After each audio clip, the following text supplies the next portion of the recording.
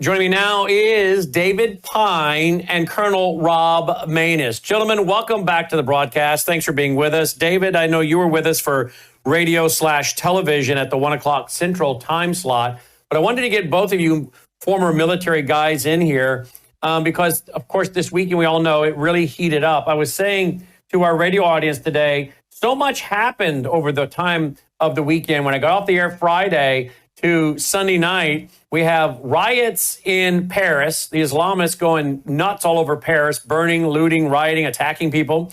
We have a guy with a homemade flamethrower attacks a bunch of Zionists in Boulder, Colorado, who I guess is now an illegal alien led in by Biden. We have a Michigan guy, I think from my reports I read, is now admitting that he was planning to go after some little Jewish kids at a preschool and a synagogue.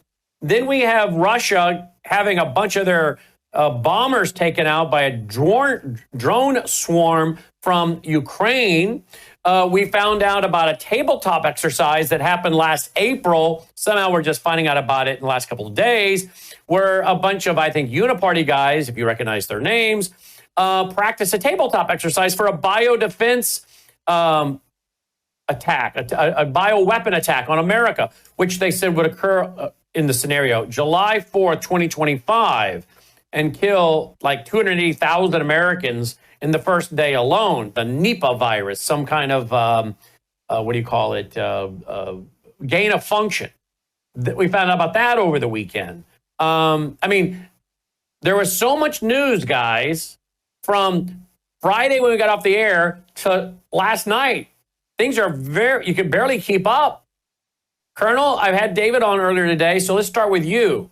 What do you make of what just happened? And how close is this putting us to where NATO is at all-out war? Because clearly the CIA, we had to be involved in helping with that drone attack and the technology. How close are we to a rogue CIA dragging America and the Trump administration to World War III? Well, if their ploy was to get either one side to not come to the peace table in Istanbul this morning, they both showed up, and Russia actually issued the memorandum that the mainstream media has been whining about that they haven't submitted yet to that process. So that's the not so bad news.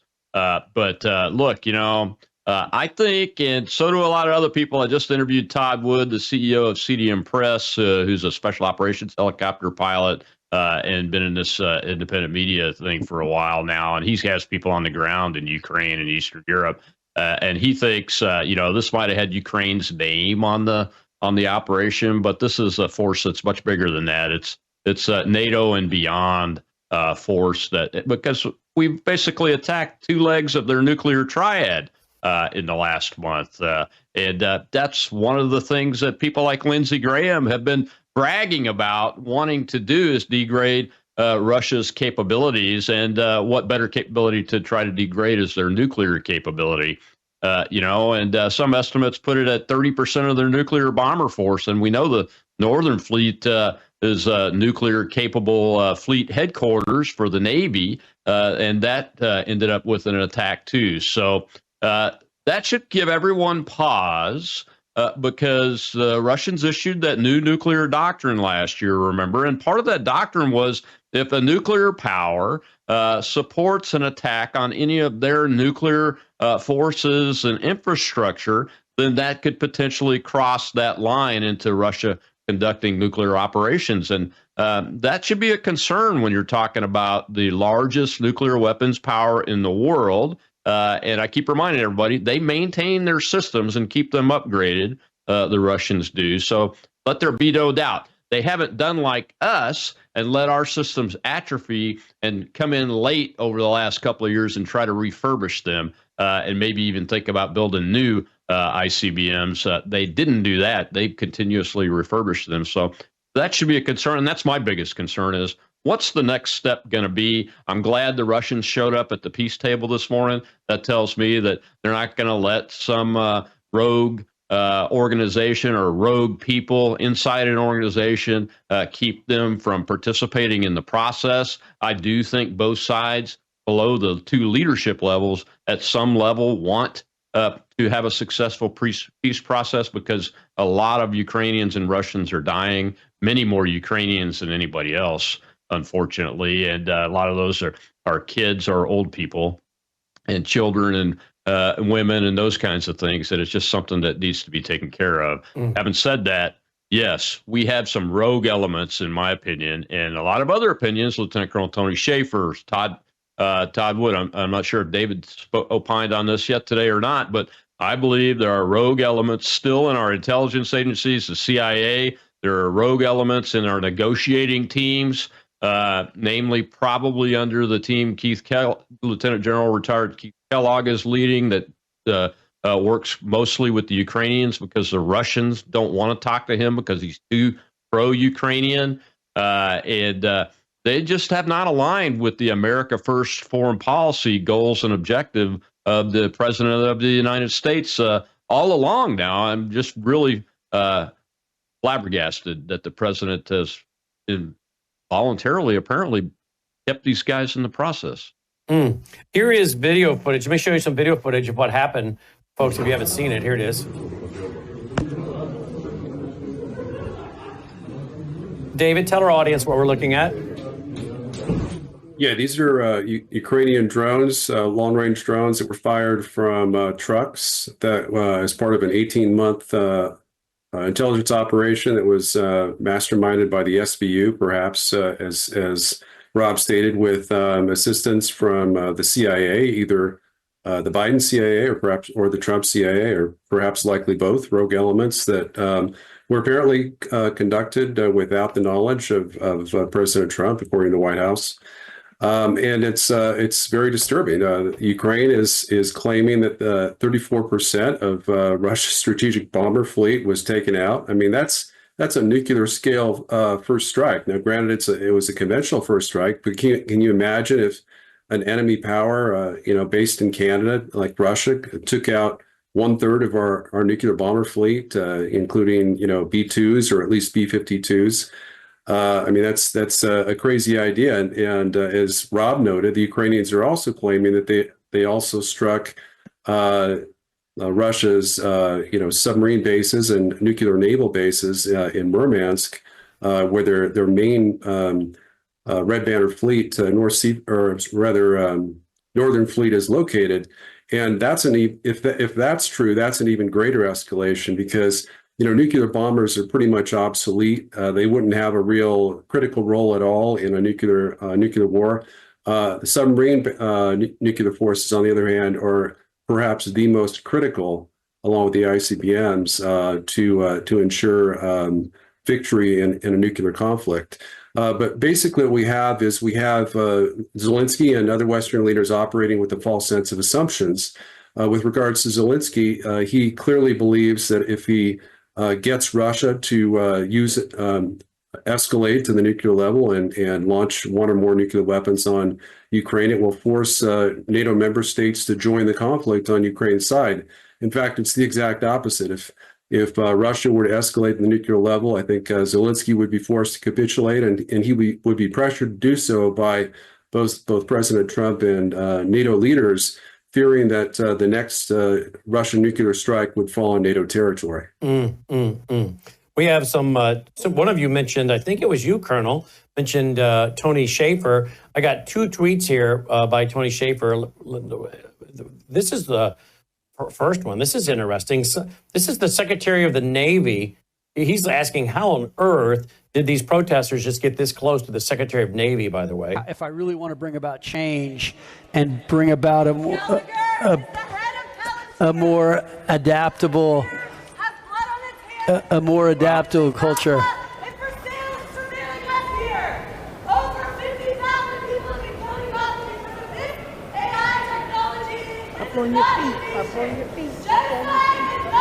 Now, I have to tell you, that Secretary of the Navy is one cool cucumber. Watch him again. Watch this. He's like, what? I'm just going to keep talking.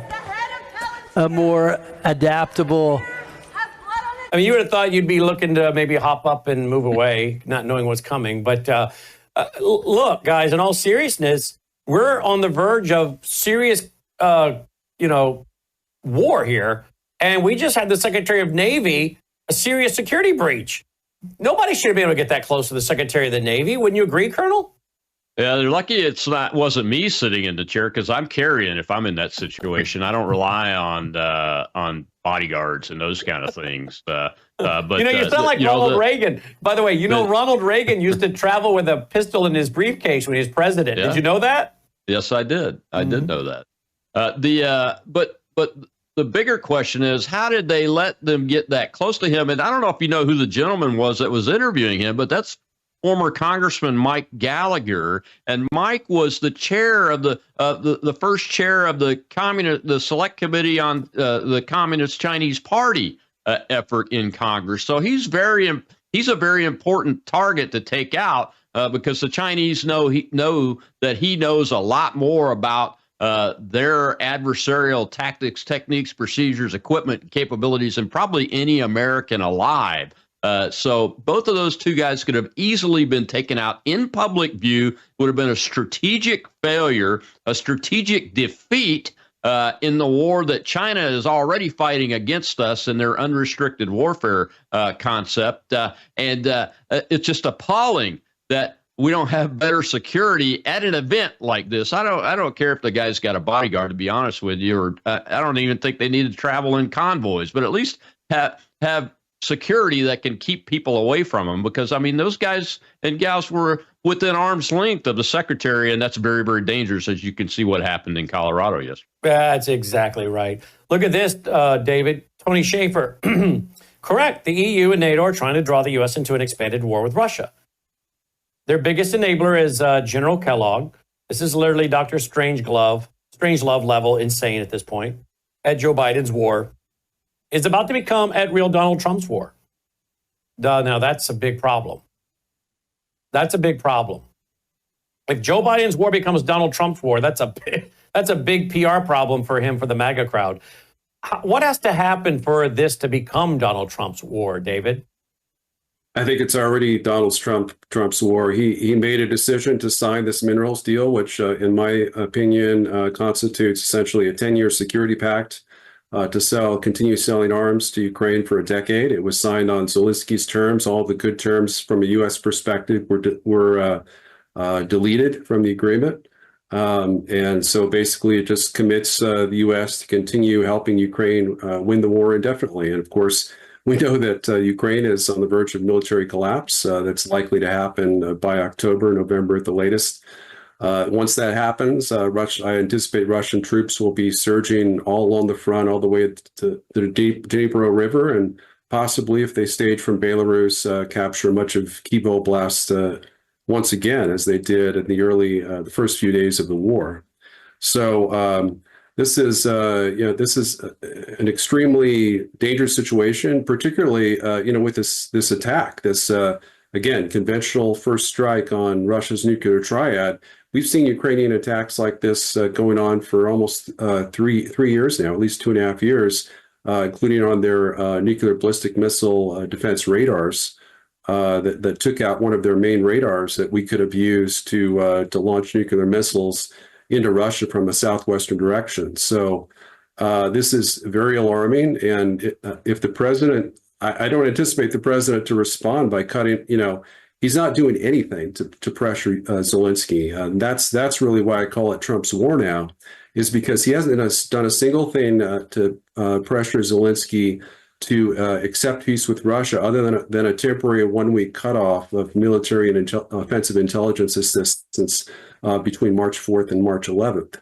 And so, while he complains about Putin, he's considering these bone-crushing sanctions that we hear that 82 brain-dead U.S. senators have signed on to, that would crush the U.S. economy, but would keep Russia's economy going strong. I don't think he's going to do that, but that would be an incredibly stupid decision, and it would really show that the neocons have hijacked the Trump foreign policy.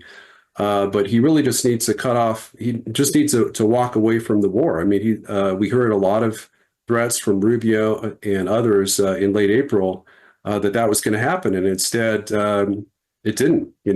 All that we heard is on May 2nd, the State Department said that the U.S. would discontinue all active efforts to mediate an end to the conflict. But the U.S. support for Zelensky and this irrational, crazy leader that's trying to embroil us in unnecessary World War III over a border dispute between two brutal dictators, and over what the post-war border will be in the Donbass region, is really absurd, and it's a fantastically strong national security existential threat to the United States of America. David, Colonel, do you have any idea whose planes these are and where they are? This picture.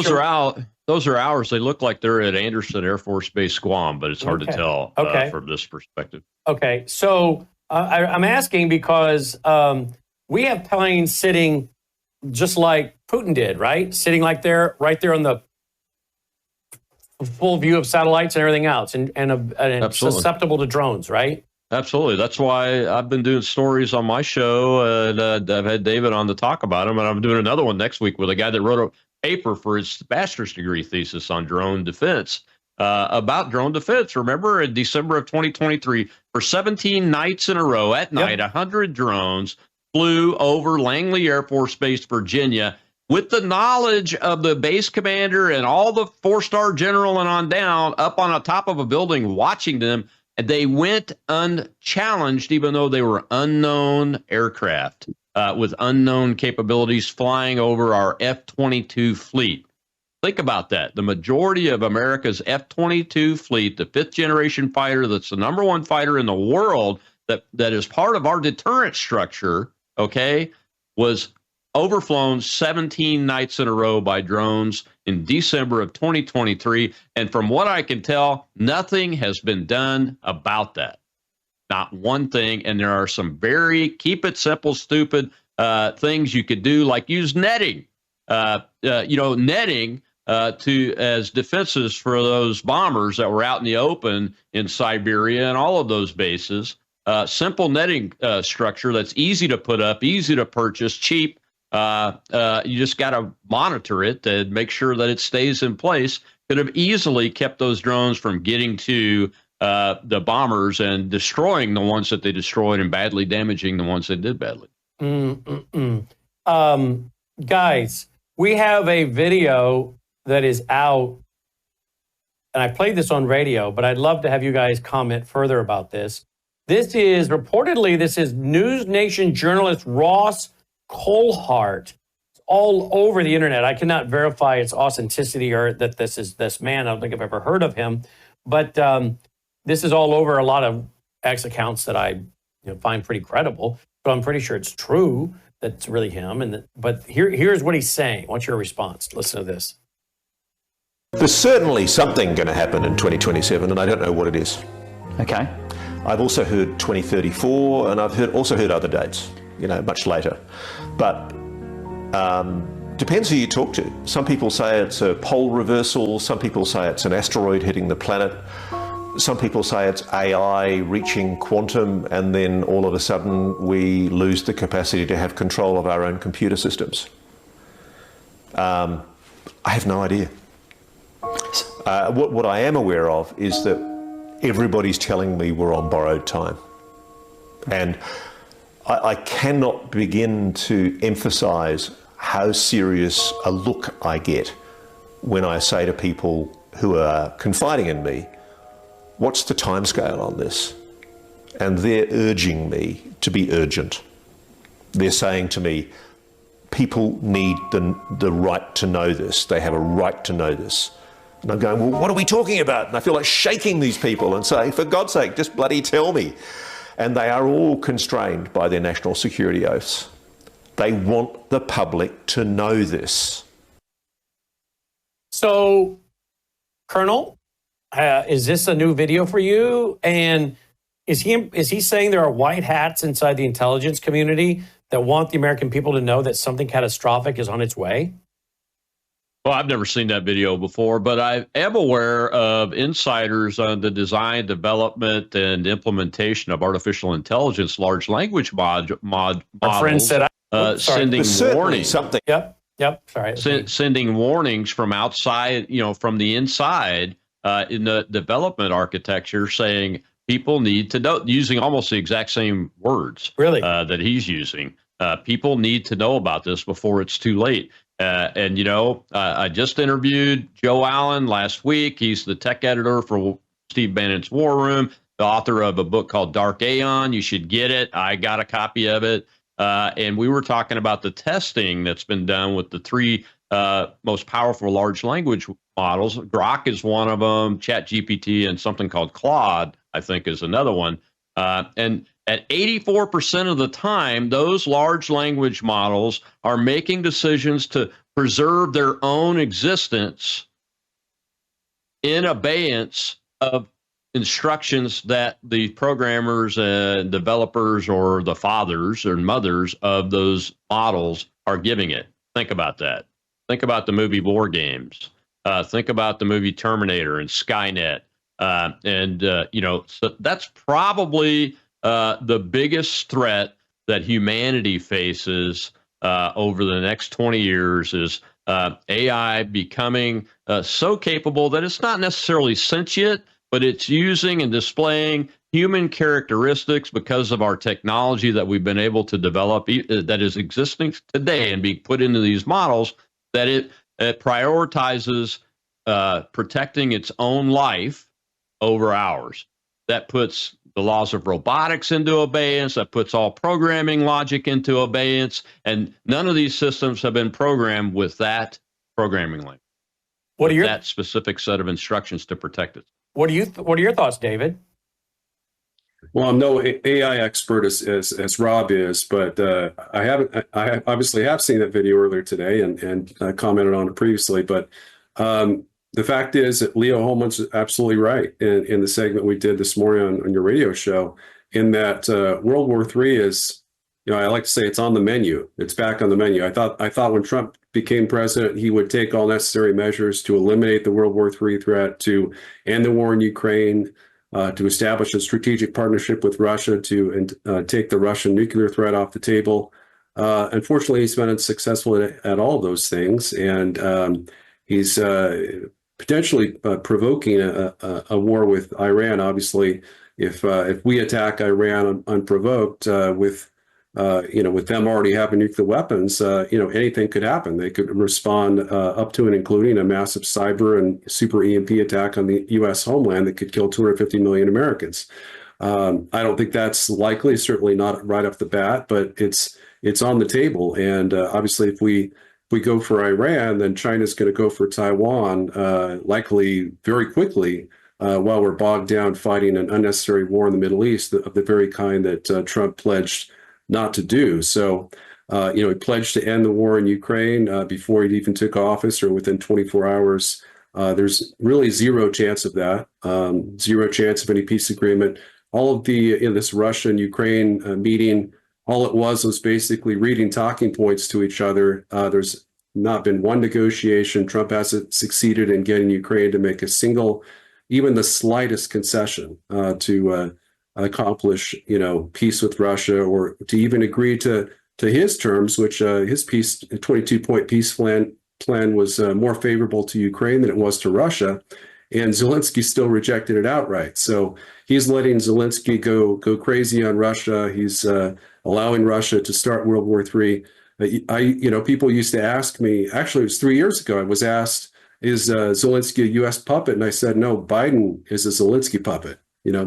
That's what's happening here is U.S. foreign policy is being led by Ukraine in this instance, to essentially to the U.S. National security detriment, creating existential threats where otherwise they might not exist.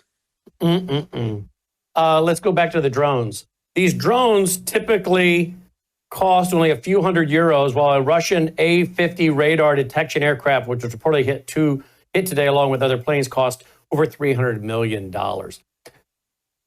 Colonel, I asked David this on the radio today. I'll ask you, how far in to Russia from Ukraine were these drones? In other words, this isn't Ukraine just defending their borders. How far in to Russia were they? And how did they get a truckload of drones? And Logan, do we have any video footage of those drones coming out of the truck? Because I think we do. How were they able to get those drones into Russia and do this?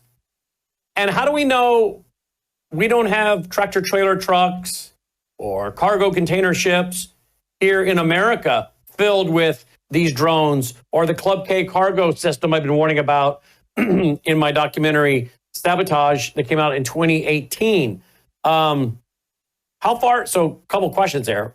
How far in from Ukraine is this? How'd they do this? Surely the CIA has to be behind this kind of operation. And then how do we know these kind of things aren't already in the U.S.? Well, it's my understanding the air base in Siberia, Brandon, was about 6,000 kilometers. They had to get there were 5 strategic targets, the 4 air bases and then the Northern Fleet base that we talked about earlier for the submarines and the Northern Navy fleet there. So they had to get 5 of these into the country.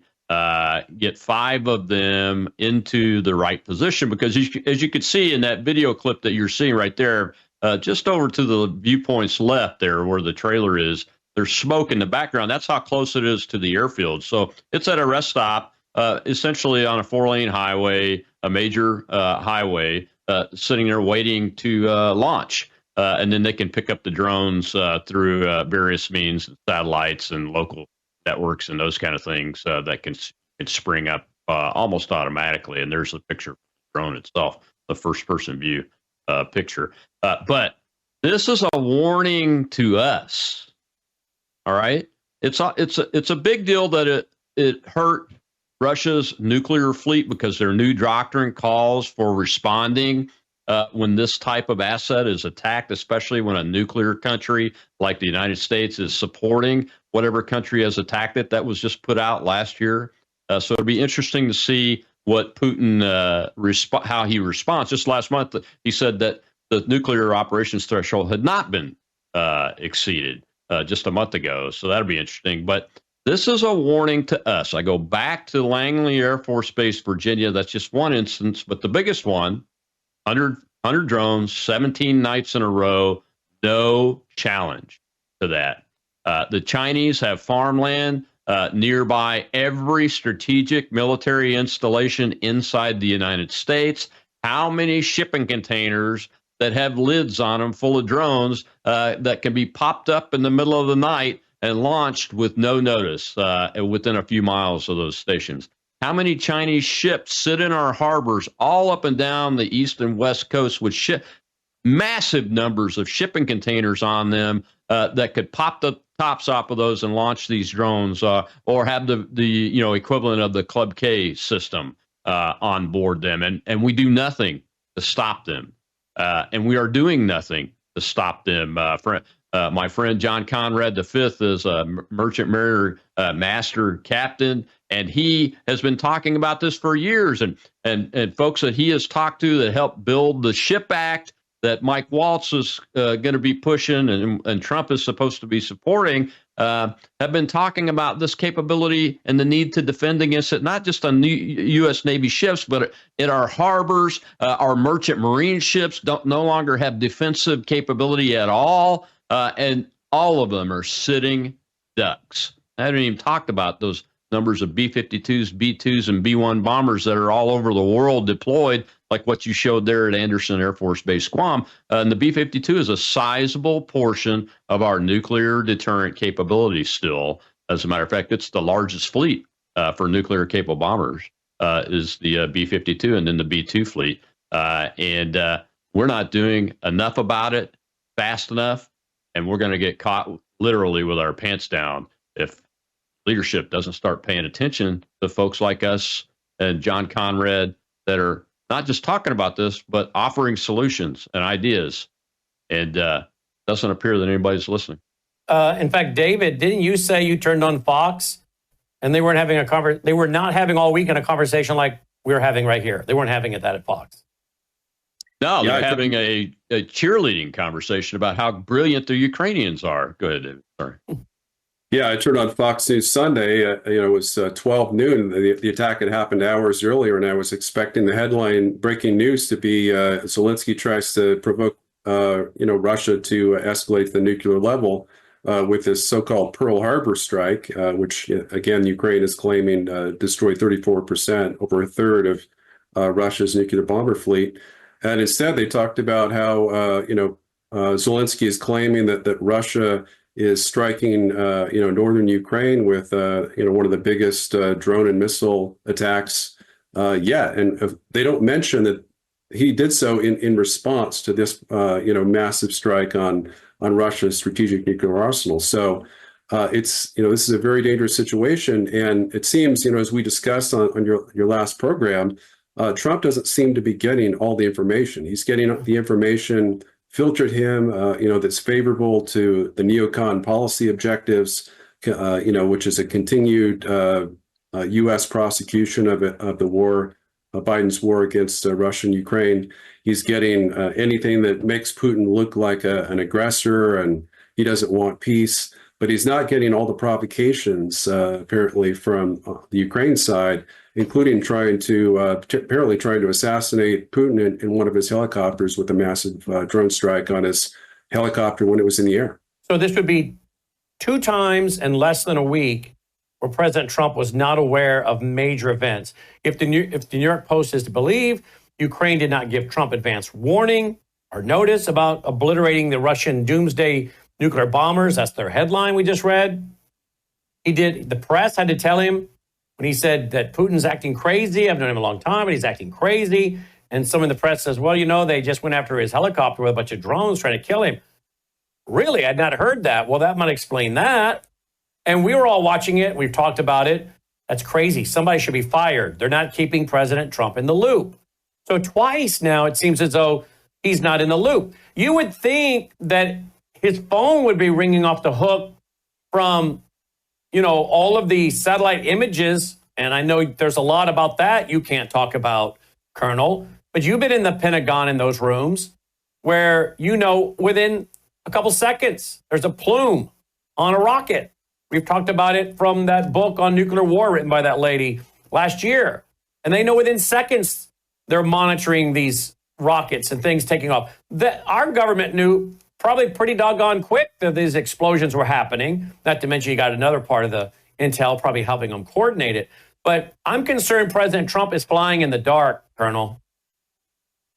You should be concerned because, he's only got his top layer of people in places like Department of Defense and the intelligence agencies, and the middle management, which is where the resistance still is, has not been addressed yet. So regardless of whether you have a Tulsi Gabbard that's more than willing to do the job, and maybe her deputy and Joe Kent, if he gets into he's the chief of staff right now acting. He's supposed to go to the counterterrorism center. You have Kash Patel at the FBI and Dan Bongino as the director there, Pete Hegseth, and the top guys at the Pentagon. But you don't have the middle management, and you don't have the assistant secretaries and undersecretaries and deputy assistant secretaries all in place yet to get control of these people and identify the resistors. So the resistors, it's easy for them right now to squash information flow. All right, let's go to Keir Starmer. I played this on radio, but it bears playing again. Here we go. And today, following through on this review, I want to set out 3 fundamental changes that we're going to deliver. First, we are moving to warfighting readiness as the central purpose of our armed forces. When we are being directly threatened by states with advanced military forces, the most effective way to deter them is to be ready. And frankly, to show them that we're ready. Okay, so he's going to go to war-ready status. What does that mean to him, David? He was talking about 2027. If you watch the full 4.5 minutes, really? You think they have a full 2 years on this, David? Well, I mean, the UK's only real military capability is a nuclear monad. They have, a few, I think maybe two or three at most nuclear missile submarines, with Trident IIs, and they don't have any nuclear bombers. I'm not aware of any even tactical nukes they have on their fighter bomber aircraft, and they don't have any missiles. They have nuclear capable missiles, but they don't have nuclear warheads for them. In terms of their conventional forces, I think their army is no more than 63,000 troops. I mean, Putin's got 640,000 troops in Ukraine alone, and probably another 150,000 plus on the border, primed and ready for a northern offensive. So, that's just when he talks about a buildup for war, what's he going to do? Build another aircraft carrier? Maybe that's probably the extent of what he can do. And in terms of tanks, as a former armor officer, I can tell you that the UK has maybe 150, Challenger 2s. Ukraine, even under the Istanbul Agreement, which U.S. diplomats described as unilateral disarmament, Ukraine was saying it could keep 800 main battle tanks. So that would be 5 times more tanks under a disarmed Ukrainian army than the UK has today. So all of this is bluff and bluster. This is a threat that NATO has created. There was no real Russian threat. The threat, of course, is measured in terms of intent and capability. Russia's always had the capability to potentially, wage war against NATO and potentially even defeat it. But it's much more capable now today with a conventional army that's 3 times larger than it was at the beginning of the war, because we've created this existential threat in Ukraine that caused Putin to decide that there was no other option on the table because we refused to negotiate Ukraine out of NATO. A quick answer. Exclusive Reuters. Iran poised to dismiss U.S. nuclear proposal, says Iranian diplomat. David, how quick are we to seeing Russia, Israel, and America go after Iran? Of course, again, I mean, how many different theaters can we deal with? The Middle East, Russia, Ukraine, and then you add in Pete Hegseth is saying China could be imminent moving against Taiwan. But let's just take Iran for now. Well, the good old days, we had a 2.5 war, military doctrine, and we maybe could credibly do that, with 2.5 conventional wars. Today, it's doubtful we have the military capabilities to fight one major war certainly not against Russia or China. Iran, would be an air war.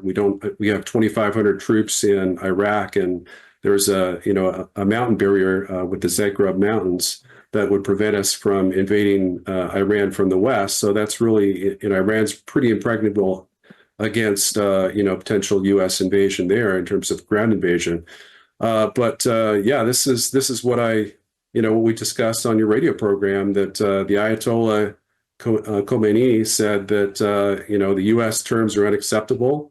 The Iran offered a five-point nuclear deal that I think was reasonable. It closely resembled the JCPOA, but with stronger U.S. verification measures. And that's about as good as we're going to get. So if Trump wants a deal, that's the only deal he's going to get. If he wants to keep pushing this no nuclear enrichment, then, if it's a binary choice, then we're going to have a big war with Iran that we don't need over, essentially a farce. The idea that Iran is moments away from having nukes, when, as Peter Pry and I have stated, they've likely had nukes for many years now, and they've been credibly deterred by, Israeli nuclear supremacy over Iran. I'm going to ask you one more question and let you go, because I know you've got an interview, and then I'll finish up with the Colonel.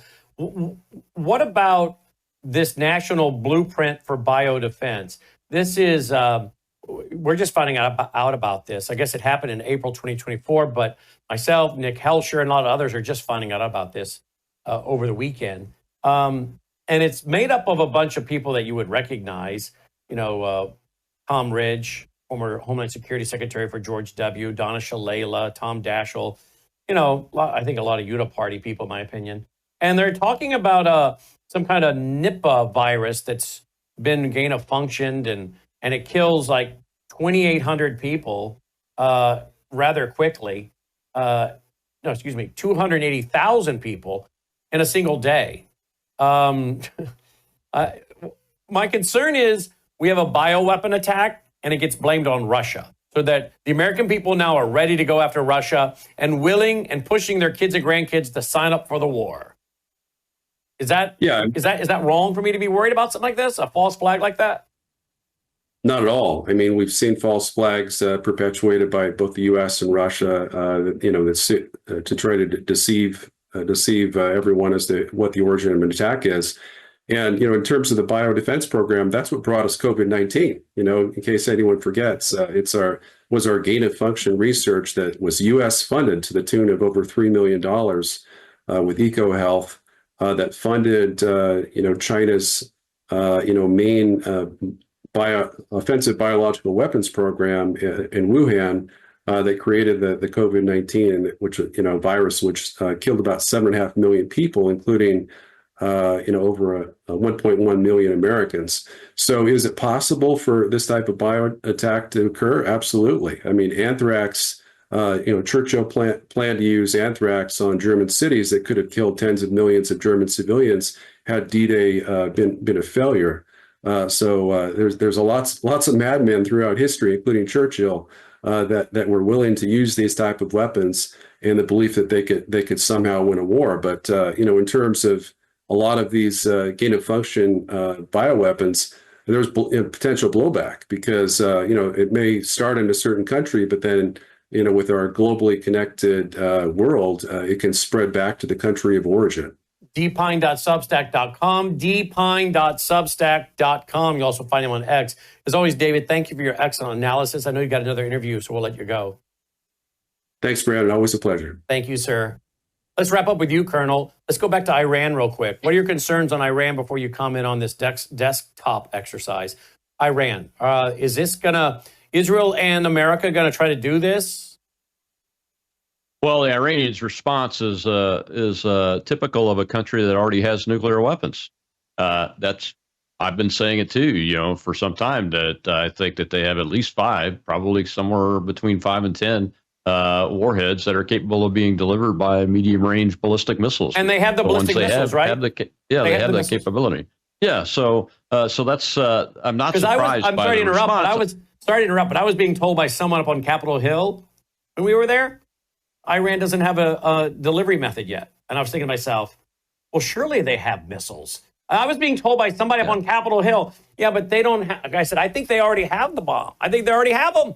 Yeah, they probably do, but they don't have the delivery system. And I'm thinking to myself, you mean China, North Korea, they couldn't get a missile or two from them? They don't already have some of their own missiles? I think they do, don't they? Definitely North Korea, and you can make one from the design. And they've been working with North Korea for quite some time. So that doesn't surprise me at all. Is there some type of agreement? The only type of agreement that's going to work, and David mentioned it already, is one that has a very robust verification method that the United States is in control of, and that can't be cheated on. I mean, we just saw that the UN announced that the International Atomic Energy Agency announced that they have 3 locations and facilities that they've kept hidden from the world for enriching uranium. So those kind of countries are apt to lie. The Islamist faith has a built-in mechanism that it says it's okay to lie, and you're still going to go to paradise as long as it's within for the cause. And the cause for the Iranians is to kill the great and the little Satan, America and Israel, and they're going to do everything they can to do that. As far as the bioweapon goes, look, we've proven to ourselves many times that a biological weapon can kill hundreds of thousands of Americans in a single day. The testing that we did through airports using aerosols as the delivery method, surreptitiously with briefcases and passengers walking through airports, does it famously and fabulously, is the way Donald Trump would put it. It's a very good weapon to kill people and not destroy the infrastructure that you want, as long as it doesn't turn on you, like what happened with the Chinese with COVID-19. And like what happened with us, or don't forget, Fauci funded that Wuhan lab and that gain of function capability. So none of that surprises me at all. The bio warfare has been a danger. We're always going to have organizations like the one that's talking about this that are studying it. But don't forget, the anthrax attack after 9/11, and my family was in Fairfax, Virginia, and our post office is where the mail worker died from anthrax. Wow. Came out of Fort Detrick, Maryland. Okay, that came out of Fort Detrick, Maryland, from Americans on ourselves in order to get the United States to do something against Iraq. Whoa. That's what's going on. Whoa. That's what happened. Wow. You and I have never discussed this on the air that I'm aware of. No, but that's common knowledge. Oh, I know it is. That's where it came from. I know it is common knowledge, but I've never had a discussion with you about it. Someone with your background, your credibility. I mean, you were one of the 3 guys that helped write the black book to go with the nuclear football. I mean, your bio, when you go to robmanus.com and read it, is very, very impressive. And so you have the bio, you have the background, the expertise to be taken seriously. And you just said something that I know to be true. I've watched documentaries on it, and I've listened to the news reports on it. But to have you say it is very sobering, because you just said out of Fort Detrick, Maryland, our own laboratories, there was released anthrax to kill Americans, to entice Americans to want to go to war. And this is, of course, fitting with what the generals came in from the Pentagon to the Oval Office of President Kennedy and said, hey, we can carry out terrorist attacks in southern Florida and blame it on the Cubans so they have the stomach to invade Cuba. And he's like, get out of my Oval Office, you morons, you crazy people. You know, he wasn't long for this world. Between him going after the bankers and the secret societies, as he mentioned in one of his speeches, and not wanting to escalate or not wanting to escalate Vietnam, not trusting these generals. I mean, he wasn't long for this world, right? Right.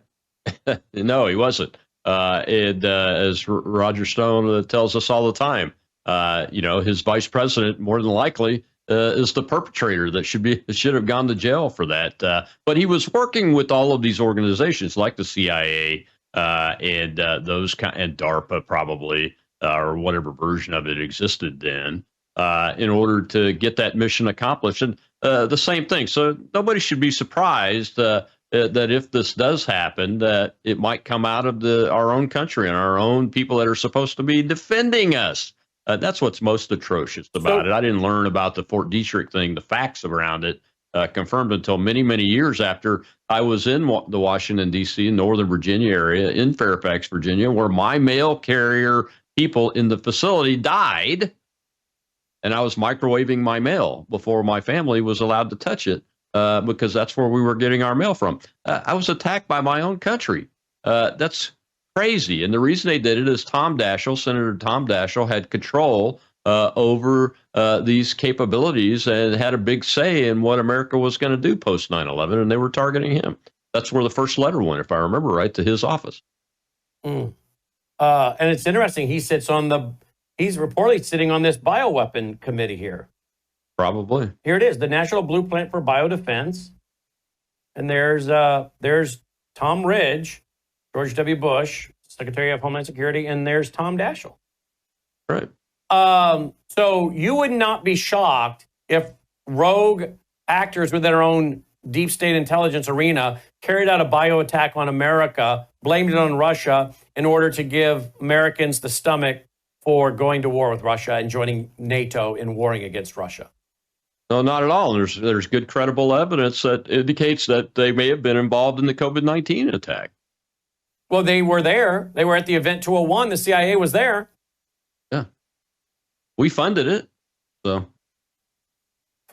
RobManus.com every day, 2 p.m. Central, 3 Eastern, right here, Worldview Tube, and at RobManus.com.